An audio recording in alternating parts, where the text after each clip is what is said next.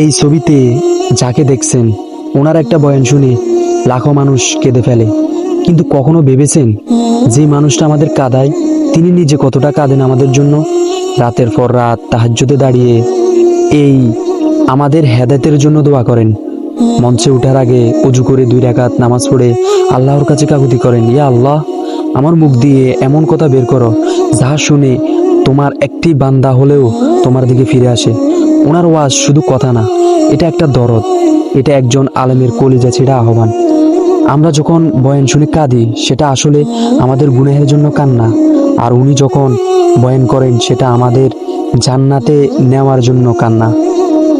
তাই ভাই, একবার সময় করে হুজুরের ওয়াজগুলো শুনবেন, হয়তো এই একটা বয়ানই আপনার জীবনকে বদলে দিতে পারে। কারণ যার কথায় আল্লাহর ভয় ভয়ে কলিজা কেঁপে ওঠে তার কথায় হেদায়েতও আছে। আল্লাহ আমাদের সবাইকে হেদায়েতের উপর অটল রাখুন, আমিন।